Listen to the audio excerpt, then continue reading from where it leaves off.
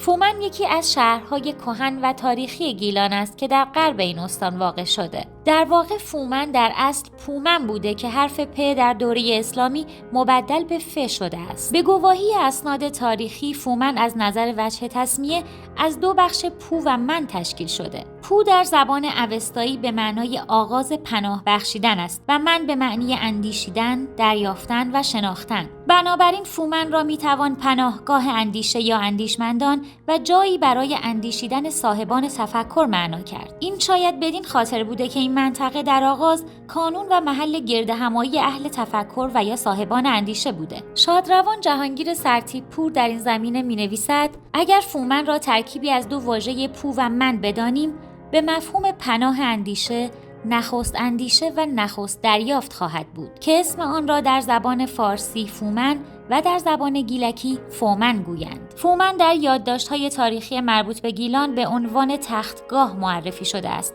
طولانی‌ترین دوران تختگاهی و مرکزیت فومن از عهد ساسانیان آغاز شد که گیلان شاه و پس از او پسرش فرمانروای گیلان بودند. فومن در دوره قاجاریه با القابی چون دارالاماره و فومن المبارک نیز شناخته می‌شد و در حال حاضر ملقب به شهر مجسمه هاست. هر کدام از این مجسمه ها نماد فرهنگ و آداب و رسوم اهالی قدیم این سامان به شمار می روند. از شاخص‌ترینشان می توان به مجسمه بانو آناهیتا، فرشته نگهبان آبهای روان اشاره کرد که توسط مرحوم استاد اسماعیل ارژنگ طراحی و ساخته شده است. به روایت اوستا آناهیتا زنی است شریف که قهرمانان او را می‌ستایند و به عنوان مظهر پاکی‌های ایران باستان زنده و شاداب در یکی از میدان‌های اصلی شهر ایستاده است. آناهیتا سالیان سال است با مشعلی در دست و سوار بر درشکه‌ای در میدان شهدای فومن چنان می‌تازد که گویی کسی به گرد پای او نمی‌رسد.